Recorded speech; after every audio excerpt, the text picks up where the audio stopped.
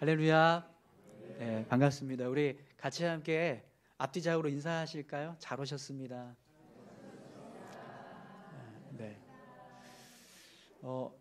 네, 한 번 더 하시겠습니다. 요즘 별로 그렇게 웃을 일이 많이 없죠, 저희가. 네. 표정들이 굉장히 경직되어 계신데요. 네, 우리 명절 끝나고 오셔서 좀 많이 피곤하시죠? 네. 우리 다시 한번 서로 인사하실까요? 은혜 받읍시다. 네. 네. 은혜가 넘치면 얼굴이 환해진다고 찬양하는데 네. 우리의 얼굴이 어두우면 은혜가 없다는 거잖아요. 그러니까 여러분, 우리 얼굴이 더 환해지셨으면 좋겠어요. 그러니까 은혜 받은 자라는 모습을 우리가 날마다 이렇게 더 증거하면서 살았으면 좋겠습니다. 10월 한 달 동안 저희가 전도하는 그런 기간으로 삼고 있습니다. 여러분, 저희가 말로 사람들에게 예수 믿으라고 전하지 않아도 그냥 우리 자체가 전도지가 되어서 우리가 살아가는 모습을 보면서 사람들이 예수 믿어야겠구나 이렇게 생각할 수 있게 된다면 그거보다 더 훌륭한 전도는 없을 겁니다. 그렇죠? 네, 우리가 그런 모습으로 삶을 살아갈 수 있도록 여러분 같이 함께 우리의 모습 속에 주님의 사랑이 또 주님의 은혜가 다 이렇게 충만하게 넘쳐나고 있음을 우리가 드러내는 그런 귀한 삶을 살아갈 수 있기를 소망합니다. 오늘은 이제 바울이 아덴 사람들에게 전했던 복음의 이제 마지막 결론을 우리가 같이 함께 살펴보려고 하는데요. 그동안 함께 나눴던 말씀을 좀 되새겨 보겠습니다. 사도 바울이 우상에 빠져 있었던 아덴 사람들에게 격분해서 복음을 전하게 됩니다. 하나님은 아덴 사람들이 섬기고 있는 우상들처럼 그냥 손으로 만든 그런 생명 없는 그런 신이 아니라 이 세상을 창조하셨고 또 이 세상을 주관하고 계시는 천지의 주제가 되신다라고 증거했습니다. 또 지난주 말씀에서는 하나님은 인간을 창조하셨고 또 그분의 섭리와 주권 아래서 우리가 끊임없이 삶을 이루어가고 있다라고 말씀했습니다. 바울은요, 그런 하나님을 알고 믿는 사람, 그 사람은 자신의 삶에 하나님이 멀리 계신 분이 아니라 가까이 계신 분이고 또 하나님께서 하나님의 형상을 따라서 자신을 만드신 내가 하나님의 소생이라는 것을 알게 된다, 이렇게 말씀했습니다. 하나님을 믿고 의지하면서 살아갈 때 우리의 인생이요, 그냥 끊임없이 우연의 연속 속에서 만들어진 그런 허무한 인생이 아니라 하나님께서 하나님의 형상을 따라서 만드신 존귀하고 가치 있는 그런 하나님의 작품이라는 거죠. 여러분, 우리는요 우연히 만들어진 존재가 아니에요. 제가 어느 신문을 보니까요, 내가 세상에 태어날 확률, 이런 이제 설명이 있더라고요. 이렇게 설명을 하고 있습니다. 우주가 생성될 확률 곱하기 지구가 생성될 확률 곱하기 생명체가 발생할 확률 곱하기 인간이 생겨날 확률 곱하기 나의 부모가 태어날 확률 곱하기 나의 부모가 만나서 결혼하게 될 확률 곱하기 나를 구성하는 부모의 정자와 난자가 만날 확률. 이게 우리가 이 세상에 태어날 수 있는 확률이라는 겁니다.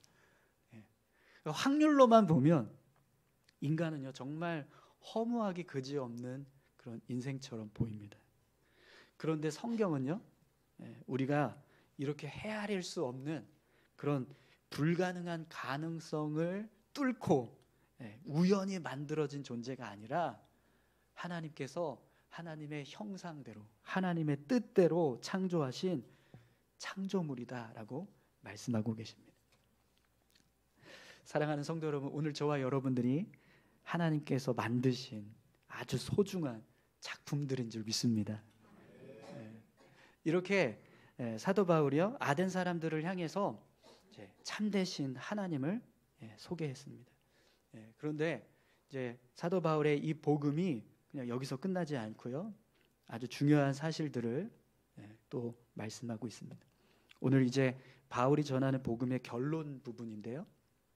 바울이 어떻게 이 복음의 내용을 결론 맺고 있는가, 그 내용을 좀 같이 함께 살펴보도록 하겠습니다. 우선 여러분 오늘 본문 30절을 한번 보시겠어요? 30절 말씀. 알지 못하던 시대에는 하나님이 간과하셨거니와 이제는 어디든지 사람에게 다 명하사 회개하라 하셨으니. 아멘. 여러분 지금 이 아덴 사람들에게 바울이요 2가지 사실을 알려주고 있습니다. 하나는 하나님께서 사람들이 하나님을 알지 못하던 시대가 있었는데, 그때는 사람들이 하나님을 제대로 알지 못해도 그냥 간과하셨다, 이렇게 말씀합니다. 그런데 지금은 하나님께서 어디든지 사람에게 다 명하사 회개하라라고 말씀하고 계신다라고 지금 이야기하고 있습니다. 여러분 이 말씀의 의미가 무엇인지 우리가 좀 더 분명하게 이해하려면 지난주 우리가 살펴봤던 26절, 27절 말씀을 다시 한번 볼 필요가 있습니다. 우리 26절, 27절 말씀을 한번 더 보겠습니다. 인류의 모든 족속을 한 혈통으로 만드사 온 땅에 살게 하시고 그들의 연대를 정하시며 거주의 경계를 한정하셨으니 이는 사람으로 혹 하나님을 더듬어 찾아 발견하게 하려 하심이로되 그는 우리 각 사람에게서 멀리 계시지 아니하도다. 아멘. 여러분 하나님은요 사람들이 삶을 살아가다가 그냥 자연스럽게 하나님이 계시는구나 라는 것을 알 수 있도록 모든 만물 가운데 하나님의 존재를 알 수 있는 그런 창조의 능력을 깃들여서 세상을 만드셨다라는 거예요. 그렇기 때문에 사람들이 조금만 하나님이 계시다는 걸 알려고 노력만 하면 얼마든지 하나님의 존재를 발견할 수 있게 된다는 겁니다. 그런데 그 시대에는요 하나님께서 하나님의 존재에 대해서 제대로 알지 못해도 그냥 내버려 두셨다는 거예요. 하나님이 이 세상 만물을 통해서 깃들어 놓은 하나님의 존재에 대해서 알려주셨기 때문에 사실 인간이 이 세상 만물을 통해서 하나님을 아는 그 알은 막연한 알일 수밖에 없습니다. 그래서 하나님께서 어떤 분이신지 명확하게 알지 못해도 그냥 내버려 두셨다라는 거예요. 그런데 지금은 하나님께서 어떻게 하신다고요? 어디든지 사람에게 다 명하여 회개하라라고 말씀하고 계신다라는 거예요. 이제는 하나님께서 사람들을 향해서 하나님을 제대로 알지 못하는 것을 그냥 내버려 두시는 게 아니라 하나님이 계시다는 걸 아주 분명하게 알 수 있도록 하나님이 말씀하고 계신다라는 거죠. 여러분 본문에서 바울이 하나님께서 사람들에게 다 명령하사 회개하라 이렇게 말씀하고 계신다라고 지금 하고 있잖아요. 그럼 여러분 하나님께서 사람들에게 회개하라라고 말씀하시는 이유가 뭘까요? 왜 우리를 향해서, 우리 인간을 향해서 왜 회개하라라는 말씀을 하나님이 하고 계실까요? 우리가 뭔가 잘못했기 때문에 용서를 빌라고 요구하시는 걸까요? 용서를 빌어라. 그렇지 않으면 내가 너희를 심판하겠다. 이런 의미로 하나님께서 우리를 향해서 회개하라 이렇게 말씀하고 계실까요? 그렇지 않습니다. 여러분 지금 사도 바울이 말하고 있는 이 본문의 의도는요, 하나님께서 사람들을 구원하시기 위한 방법을 바꾸셨다라는 걸 우리에게 지금 알려주는 겁니다. 하나님이 이전에는 그냥 세상 만물에 깃들어 있는 하나님의 어떤 형상이나 능력을 보면서 사람들이 스스로 하나님을 알게 하셨다면 이제는요 어떻게 하고 계신다는 거예요? 하나님이 직접 하나님의 존재를 알 수 있도록 우리를 향해서 말씀해 주고 계신다라는 거죠.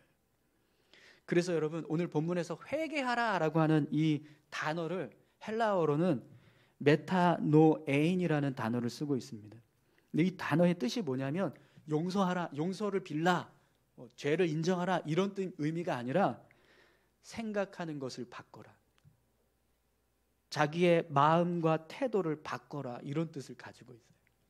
그러니까 하나님께서 말씀하고 있는 회개하라라는 명령은 그냥 단순히 잘못한 것을 인정하고 용서를 구하라라는 말씀이 아니라 하나님을 알지 못하고 살아가고 있는 삶의 모습을 돌이켜서 하나님을 아는 모습으로 변화되라. 하나님을 부정하고 부인하면서 살던 마음을 돌이켜서 하나님을 인정하고 신뢰하면서 사는 모습으로 변화되라.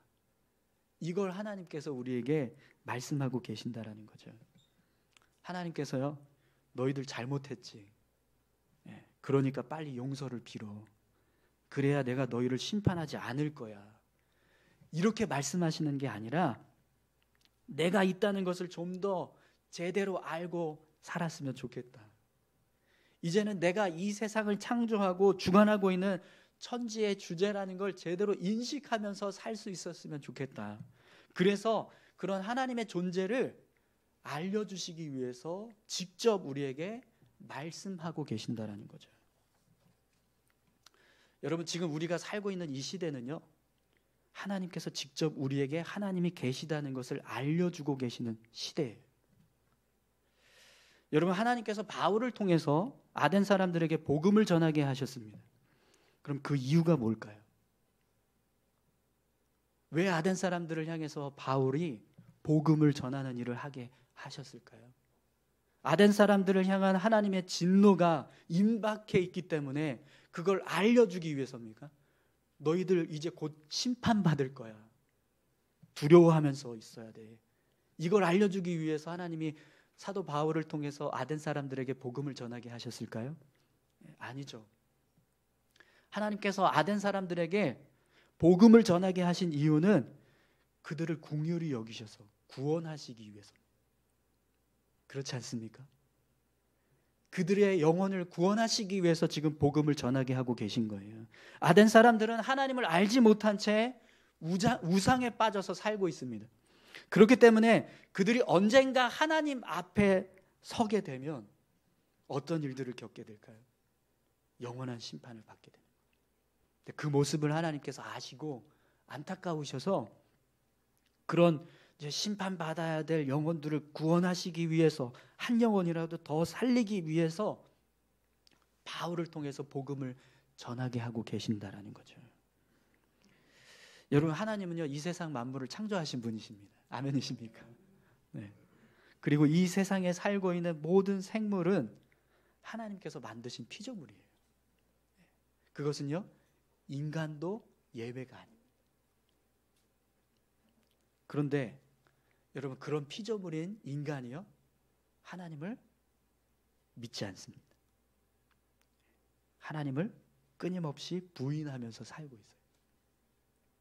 그럼 여러분, 하나님께서 그 모습을 보실 때 어떤 마음을 품는 것이 정상적일까요?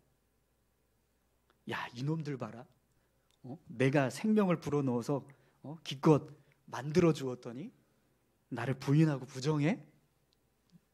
내가 너희들 같은 인간들을 또 다시 못 만들 것 같으냐? 나는 얼마든지 너희들을 다 없애버리고 새롭게 만들 수 있어. 이러면서 정말 하나님을 알지 못하는 사람들을 다 쓸어버리고요, 인간을 새로 만드실 수 있는 분이세요. 그래서 여러분, 성경을 보면 하나님께서 정말 딱 한 번 그런 일을 하신 사건이 나와요. 그게 어떤 사건이죠? 노아의 방주와 홍수 사건입니다. 창세기 6장 6절 7절 말씀.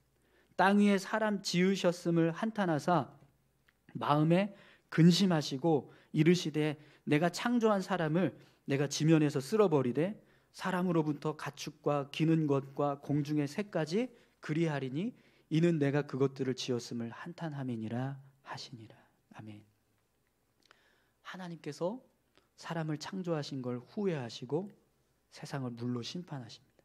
그래서 이 땅에 있던 모든 생명들을 다 멸하시고요, 하나님은 하나님을 믿는 노아만 선택하셨어요.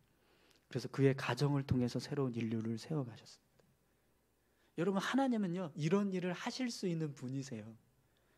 그런데 그런 하나님께서 어떤 일을 하고 계세요? 우리를 향해서 복음을 전하시면서 회개하라고 말씀하고 계십니다. 그럼 여러분, 왜 하나님께서 우리에게 복음을 전하시고 회개하라는 말씀을 하실까요? 우리를 향해서 진노하시고 심판하시는 아주 무서운 존재가 있다는 걸 알게 하시기 위해서일까요? 아니요, 그렇지 않습니다. 우리를 긍휼히 여기시고 구원하시기 위해서입니다. 회개하라 라고 하는 복음은요, 우리를 사랑하시는 하나님의 마음이 담겨져 있는 사랑의 메시지입니다. 하나님께서 우리를 포기하지 못하고 끝까지 붙들고 계신다라고 하는 증거라는 거예요. 사랑하는 성도 여러분, 하나님께서 우리를 향해서 복음을 듣게 하시고 회개하라고 말씀하고 계시는 것이 얼마나 큰 은혜인가를 여러분 깨달을 수 있기를 소망합니다. 하나님이 우리를 향해서 너 회개해야 되라고 말씀하시면서 예수 믿으라고 복음을 전해주신 건요, 우리를 포기하지 않고 계신다는 하나님의 은혜인 거예요. 하나님께서 우리를 이 자리에 불러주시고 하나님의 존재에 대해서 알 수 있도록 끊임없이 말씀해 주시고 하나님을 알아갈 수 있도록 하신 이유는 분명 우리를 향하신 하나님의 은혜입니다. 그걸 여러분 기억하시고 감사하실 수 있기를 소망합니다. 여러분 한번 생각해 보세요. 하나님이 우리를 포기하셨다, 우리 버리셨다면 과연 우리가 이 자리에 있을 수 있을까요? 우리가 살아가는 삶의 모습들을 한번 생각해 보십시오.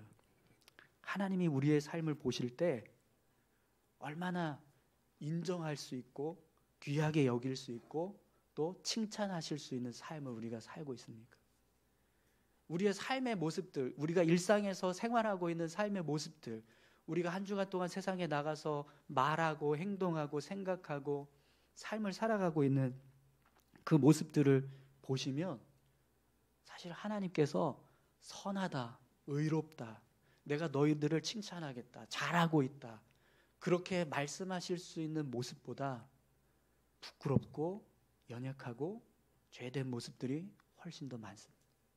그럼 여러분, 그런 모습들을 하나님께서 보실 때 우리를 향해서 나도 너를 더러워서 도저히 못 보겠다 이러면서 우리를 포기해 버리신다면 어떻게 될까요? 우리는 절대로 이 자리에 있을 수 없습니다. 그런데 오늘 우리가 이 자리에 있다라는 건요, 하나님이 우리를 포기하지 않고 계신다라는 거예요. 우리를 끝까지 붙들고 포기하지 않는 하나님의 손길을 여러분 기억하시고요, 감사하시기 바랍니다.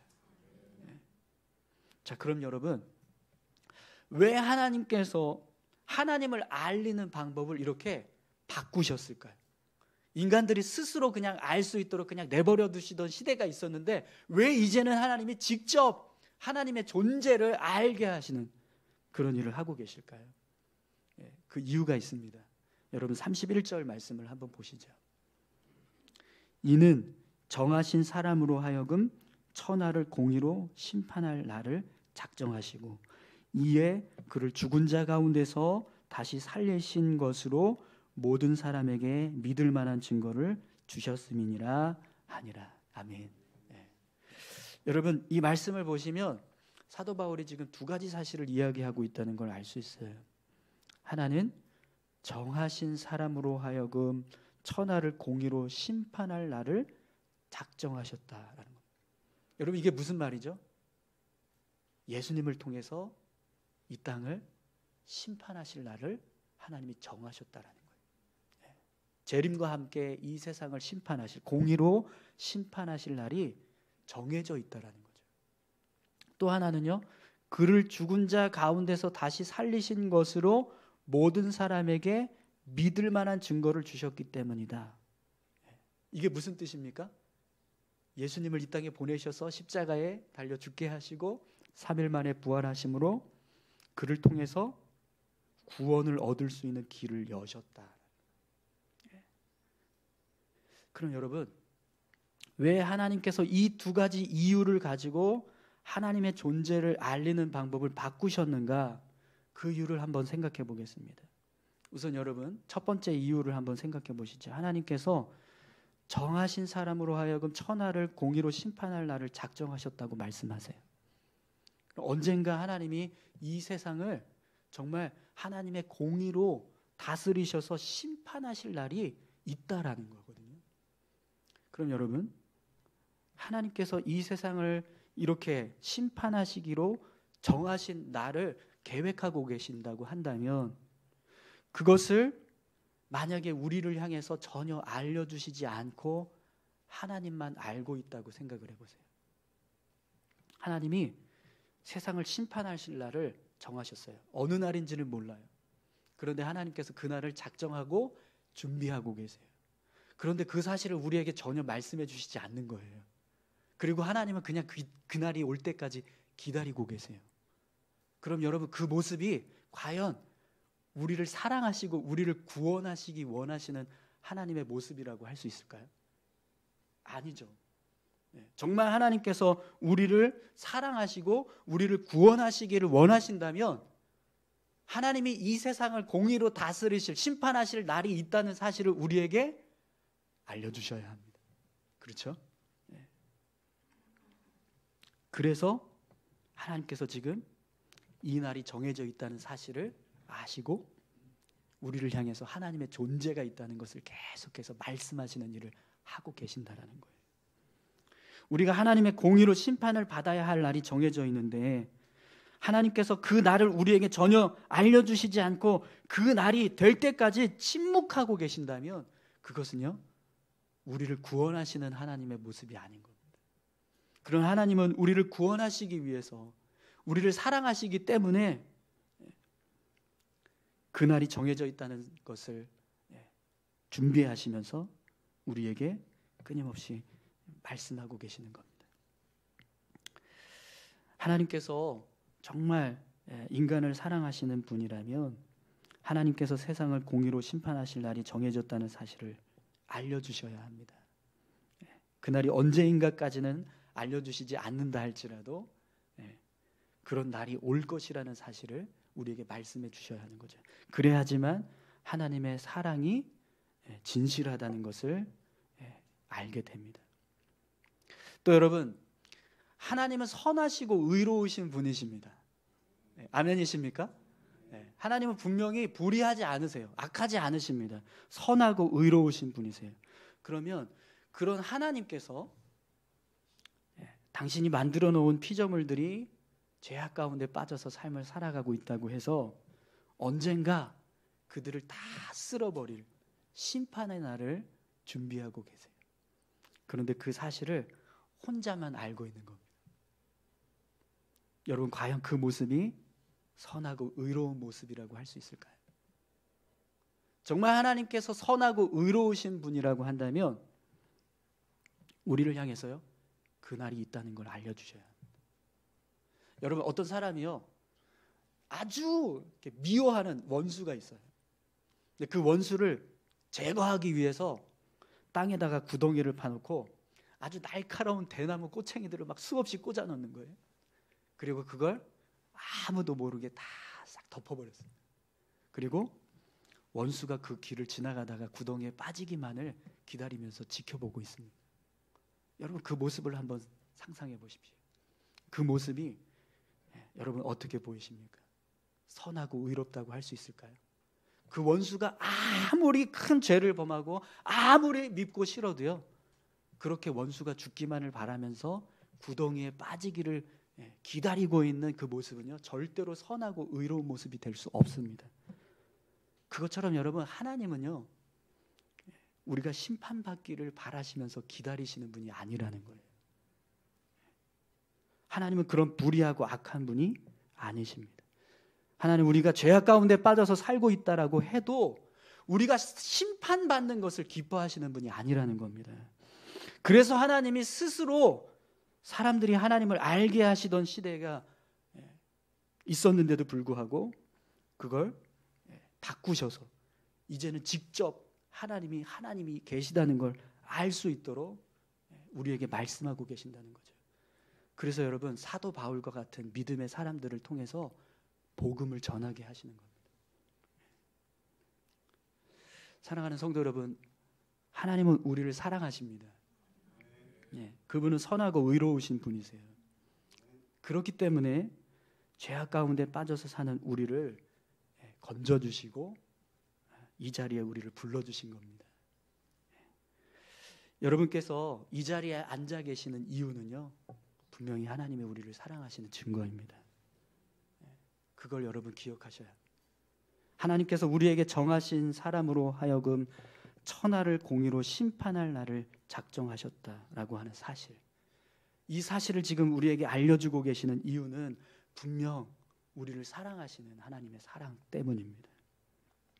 그것을 믿고 그날을 대비하시는 저와 여러분들이 되시기를 소망합니다.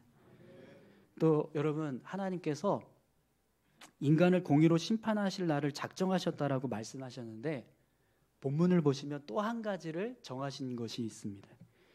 오늘 본문에 보면 하나님께서 한 가지를 더 정하셨는데, 그것이 무엇입니까? 그 날을 피할 수 있는 방법. 예수님께서 이 땅에 오셔서 십자가에 달려 죽으심으로 우리 죄를 대속하셨고, 또 죽음에서 부활하심으로 그 죽음의 권세를 이기는 구원의 길을 열어놓으셨습니다. 그래서 그 사실을 믿고 예수 그리스도를 영접하는 자는 하나님께서 정하신 이 공의의 심판 날을 피할 수 있게 하셨다라는 거예요. 그럼 여러분, 그런 방법을 하나님께서 정하셔놓고 사람들에게 전혀 그 방법을 알려주지 않는다고 해보세요. 과연 하나님께서 우리를 구원하시기 원하시는 분이라고 말할 수 있겠습니까? 그런 방법을 다 만들어 놓고 우리에게는 전혀 알려주시지 않고 우리는 전혀 모른 채 살아가게 하시는 하나님, 그 하나님은요, 절대로 우리를 사랑하시고 우리를 긍휼히 여기시는 선하고 의로운 분이 아닐 겁니다. 정말 하나님께서 우리를 사랑하신다면, 그리고 우리가 구원받기를 원하시는 분이시라면, 분명 하나님은 우리에게 그 심판의 날을 피할 수 있는 구원의 길을 알려주셔야 합니다. 그래서 하나님이 당신을 알 수 있는 방법을 바꾸셨다라는 거예요. 이전까지는 그냥 스스로 세상 만물들을 보면서 사람들이 하나님이 계시다는 걸 알게 하셨는데, 이제는 그 날을 정하시고 그 방법을 결정하셨기 때문에 더 이상 기다리시지 않고 직접 그 방법을 알려주시고 그 날을 알려주시는 일을 하고 계신다라는 겁니다. 여러분, 복음은요, 분명 우리를 사랑하시는 하나님의 마음입니다. 우리를 구원하시기 위해서 지금도 일하고 계시는 하나님의 마음을 담고 우리를 향해서 전하시는 사랑의 메시지예요. 사랑하는 성도 여러분, 복음이 믿어지지 않는다고 해서요, 복음이 이해되지 않는다고 해서 끊임없이 거부하고 부정하는 자가 되지 마시고요, 복음 안에 얼마나 크신 하나님의 사랑이 담겨져 있는 거예요. 하나님께서 우리를 긍휼히 여기시고 우리를 구원하시고자 하는 하나님의 마음이 담겨져 있다는 사실을 알고 복음의 귀를 기울이시는 자 되시기를 바랍니다. 여러분, 어느 부모가요, 자기 자식이 사람들에게 막 피를 쏟아내면서 매를 맞는 그런 상황을 지켜볼 때 그냥 보고만 있을 수 있을까요?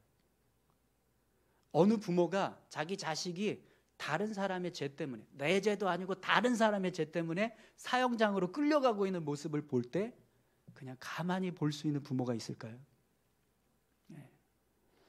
여러분들의 자녀를 한번 생각해 보세요. 그 자녀들이 정말 그렇게 사람들에게 끌려가서 피를 쏟아내면서 매를 맞고 있고, 또 자기 자신의 죄가 아닌 다른 사람들의 죄 때문에 사형장으로 끌려가고 있다면 그 모습을 그냥 지켜만 보고 계시겠습니까? 아니죠. 어떻게 해서든지 그 자녀를 구원하기 위해서, 구출하기 위해서 온 힘을 다할 거예요. 그런데 하나님은 그렇게 하지 않으셨습니다. 하나님은 끝까지 침묵하셨어요. 그래서 예수님이요, 십자가 위에서 이런 절규를 하셨습니다. 나의 하나님, 나의 하나님, 어찌하여 나를 버리셨나이까. 하나님은 자기 아들을 버리시는 일까지 하면서 우리를 구원하시기 원하신다는 거예요. 이 방법 말고는 더 이상 인간을 구원할 수 있는 방법이 없으니까 하나님께서 그걸 정하시고 결국에는 하나밖에 없는 아들을 내어주시면서 우리를 구원하시기 위한 일을 하고 계신다는 거죠. 그리고 그 사실을 끊임없이 우리에게 알 수 있도록 증거하고 계시는 이유는 우리를 사랑하시기 때문이라는 겁니다.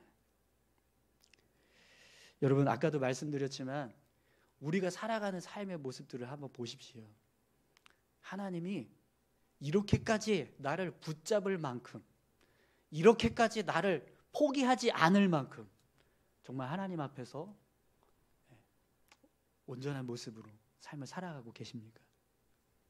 우리 자신의 삶은요, 절대로 하나님의 이런 큰 사랑, 이런 큰 은혜를 받을 수 있는 자격이 없어요. 그렇지 않습니까? 그런데도 불구하고 하나님이 그런 우리를 향해서 끝까지 포기하지 않고 우리를 붙들고 계시는 은혜, 그 은혜가 얼마나 큰가를 우리는 날마다 기억해야 될 줄로 믿습니다. 여러분, 우리에게는요 한 가지 사명이 있습니다. 하나님께서 이렇게 놀라운 사랑을 베풀고 계시다는 걸 우리가 알았습니다. 뿐만 아니라 우리는요 그 사랑을 전하는 자가 되어야. 사도 바울과 같은 사도들, 바울이 없었다면 여러분, 아덴 사람들이, 우리 사도행전 32절부터 마지막 절까지 보시면 아덴 사람들이 어떤 반응을 보이죠? 복음을 듣고 다 조롱하고 거부합니다. 바울의 복음을 듣고 전혀 그 복음의 내용을 받아들이려고 하지 않아요. 그런데 그 중에 어떤 사람들, 오늘 이제 34절에 보시면 디노시오라고 하는 사람, 그리고 다말이라고 하는 여자, 또 몇 명의 다른 사람들이 그 복음을 듣고 반응해서 예수님을 영접하는 역사가 있었습니다. 여러분, 그런 구원받은 사람들이 생길 수 있었던 이유가 뭘까요? 바울이라고 하는 사람을 통해서 복음이 전해질 수 있게 하신 하나님의 은혜가 있었기 때문입니다. 그럼 여러분, 지금 이 시대에는 그 하나님의 복음을 누가 전해야 될까요? 누가, 이 세상이 하나님의 공의로 심판하는 날이 정해져 있고 그것을 피할 수 있는 방법이 있는데 그게 바로 예수 그리스도를 영접하는 것이다라고 하는 사실을 알릴 수 있을까요? 그 사실을 알고 있는 사람들인 거잖아요. 그죠? 그래서 우리를요 그냥 그리스도인이라고 말하지 않고 증인이라고 말합니다. 여러분, 증인으로 살고 계십니까? 오늘 저와 여러분들이 정말 우리에게 주신 그 은혜가 얼마나 큰지 정말 깊이 감사하면서 증인의 삶을 살아가실 수 있기를 축원합니다. 여러분, 같이 함께 찬양하실까요?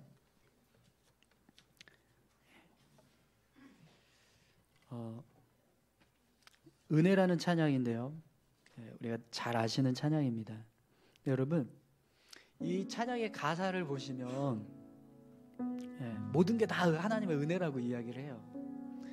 그런데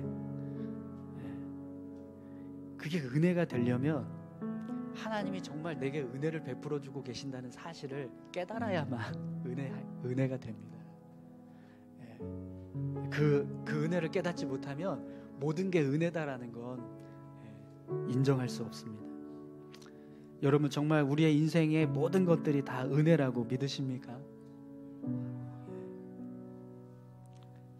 우리 같이 함께 고백할까요? 믿음으로 함께 고백하기 원합니다.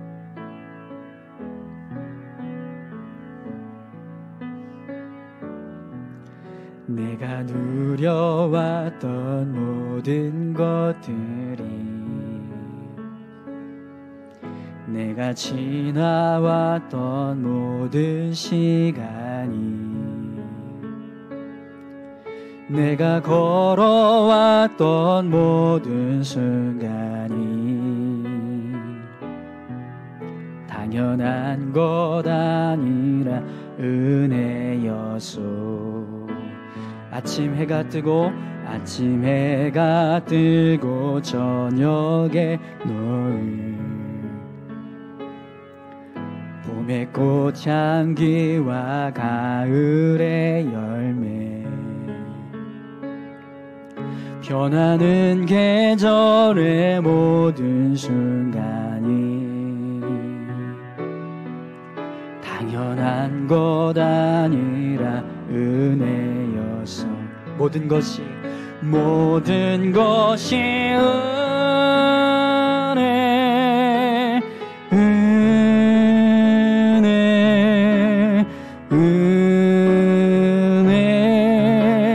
한없는 은혜. 내 삶에 당연한 것 하나도 없었던 것은 모든 것이 은혜여서 내가 이 땅에 태어나 사는 것, 어린아이 시절과 지금까지 숨을 쉬며 살며 꿈을 꾸는 삶,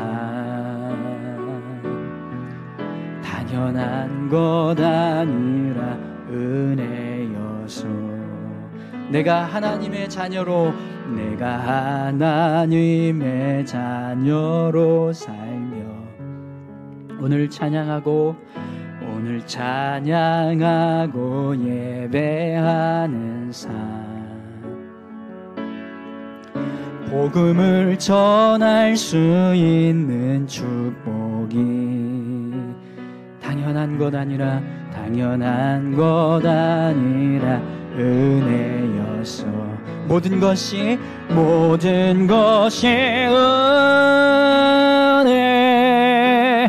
은혜, 한없는 은혜. 내 삶에 당연한 것 하나도 없었던 것은 모든 것이 은혜여서. 여러분 같이 함께 기도하실까요? 여러분 정말 모든 것이 은혜이십니까? 삶에 주어진 모든 것, 내가 누리고 있는 모든 것, 내가 하나님 앞에 예배하며 또 찬양하는 것까지도, 이 시간 이 자리에 있는 것까지도 은혜라고 믿으십니까? 하나님은 우리를 향해서 정말 놀라운 은혜를 부어주고 계십니다. 그 은혜를 기억하고 감사하며 살아갈 수 있는 우리 모두가 되게 해달라고 우리 같이 함께 기도하길 원합니다. 함께 기도하시겠습니다. 하나님 아버지 감사합니다. 하나님, 우리를 향해서 복음을 전하게 하신 주여 감사합니다. 어떤 누군가에게서부터 복음이 들려질 수 있게 하셨고, 또 주님께서 우리를 구원하시는 은혜를 허락해 주셨다는 사실을 깨달을 수 있게 하신 것 주님 감사합니다. 하나님을 믿고 섬기며 예배할 수 있는 삶을 살게 하신 것 주님 감사합니다. 하나님, 우리의 생명 가운데, 우리의 삶 가운데 끊임없이 역사하셔서 지금도 일하고 계시는 하나님이시라는 사실을 알게 해주셔서 감사합니다. 하나님, 그 은혜를 기억하고 감사하면서 살아갈 수 있는 저희들 되게 하여 주시옵소서. 주님 감사합니다.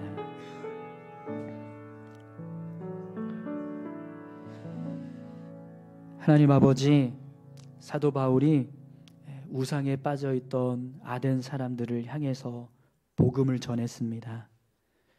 하나님께서 어떤 분이신지, 또 우리가 어떤 존재인지 그 사실을 열심히 설명했습니다. 그리고 하나님께서 이 세상을 심판하실 날을 작정하고 계시고 그 날을 피할 수 있는 방법이 있다고 사도 바울이 아덴 사람들을 향해서 전했습니다. 하나님 아버지, 우리의 인생 가운데도 사도 바울과 같은 사람을 세워주셔서 그 사실을 알게 하신 것 감사합니다. 하나님, 그 은혜에 감사하며 더 열심히 하나님을 섬기고 살아가는 우리 모두가 되게 하여 주옵소서. 뿐만 아니라 하나님, 그 사실을 알지 못하는 사람들에게 그 사실을 알리는 자로 살아갈 수 있도록 주님 인도하여 주옵소서. 감사드리며 예수님의 이름으로 기도합니다. 아멘.